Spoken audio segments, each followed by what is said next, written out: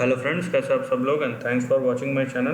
दोस्तों, वीडियो शुरू करने से पहले रिक्वेस्ट है कि चैनल को प्लीज़ सब्सक्राइब कर लीजिए और साथ ही में नोटिफिकेशन का बेल भी दबा दीजिए ताकि जब भी मैं कोई नया वीडियो अपलोड करूं वो आपको नोटिफाई हो जाए। दोस्तों, इस वीडियो में जो हम जिस कंपनी के बारे में बात करेंगे, टाटा ग्रुप की कंपनी है। वैसे तो है ये आयरन और स्टील सेक्टर से, लेकिन टाटा स्टील नहीं है राइट। छोटी मार्केट कैप की कंपनी है, अराउंड 1200 करोड़ का मार्केट कैप है और अच्छा खासा करेक्शन, प्राइस करेक्शन भी हो चुका है। लेकिन इसका जो बड़ा शेयर होल्डर है, कम से कम 55% का जो स्टेक है, जो बड़ा प्रमोटर होल्डर है, स्टेक होल्डर है, वो है टाटा स्टील। तो इस कंपनी का नाम है दोस्तों टाटा मेटलिक्स लिमिटेड। छोटी कंपनी है लेकिन फंडामेंटल्स इसके बहुत अच्छे हैं, राइट। और देखिए, स्टील सेक्टर जो माना जाता है ना, ये तो कमोडिटी से रिलेटेड सेक्टर है। उसमें आपके ज़ीरो डेट वाले बहुत कम कंपनीज़ है।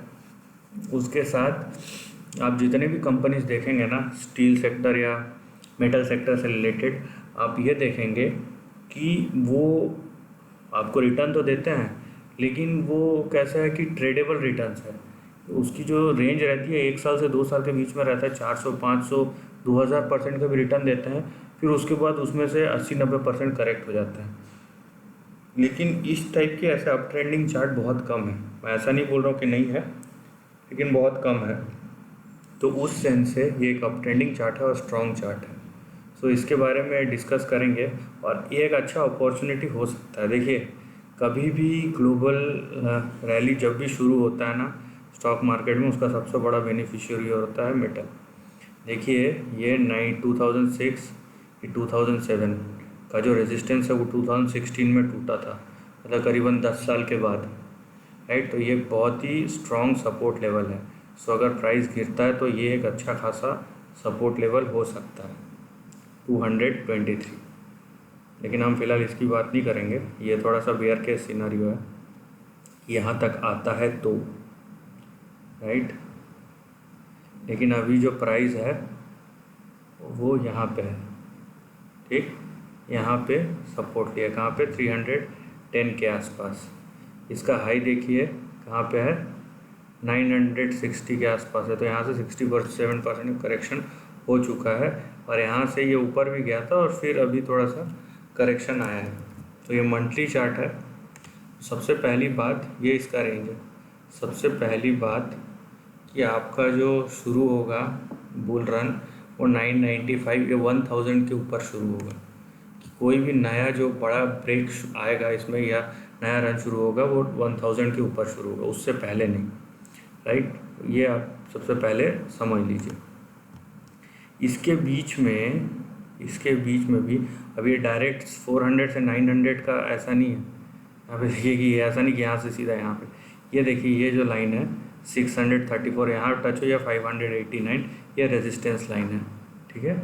यहाँ से करेक्शन हो सकती है। देखिए फ्लैग जैसा पैटर्न है, ये करेक्शन हो सकता है और इस लाइन के ऊपर गया तो ही ये 990 जो है उसका नेक्स्ट बड़ा रेजिस्टेंस या टारगेट बोल सकते हैं, ठीक है। लेकिन कोई भी टारगेट जो है बुल रन का जो नेक्स्ट बड़ा शुरू होगा वो इसके बाद ही होगा 1000 के ऊपर। हाँ, जो सबसे इम्पोर्टेंट है वो ये है 312, 310 से 312। ये अगर टूटता है तो सीधा आपका यहाँ पे 219 पे आ जाएगी। ये बहुत स्ट्रॉन्ग सपोर्ट है, ये टूटना उतना आसान नहीं है, लेकिन यहाँ तक आ सकता है। और अगर ये टूट गया तो मैं फाइनली बोलूँगा कि ये 168 170 तक, उससे नीचे नहीं, राइट, उससे नीचे नहीं जाएगा।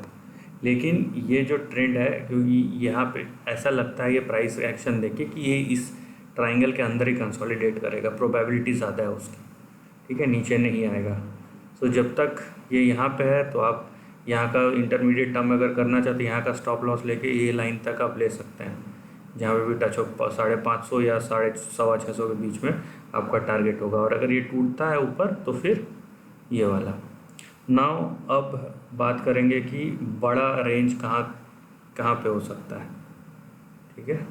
देखिए, मैं दोनों साइड की बात करूँगा। यहाँ पे ये पहला केस में हम मान रहे हैं कि अभी जो ये लो बना है, ये आखिरी लो है, इसके ऊपर जाए कंसोलिडेट करेगा लेकिन इसके नीचे नहीं आएगा। उस हिसाब से अगर हम लेते हैं सो हमारा यहाँ पे टारगेट देखिए, राइट, हमारा जो टारगेट है वहाँ पे वो ये वाला लाइन होगा। ये पहला सिनारियो है, राइट। अभी दूसरा सिनारियो,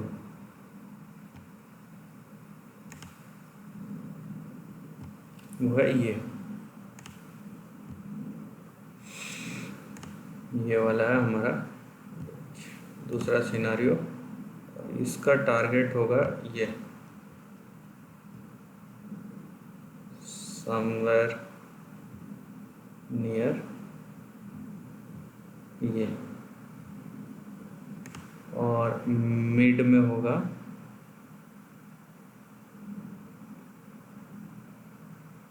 यहाँ पे ले लेते हैं,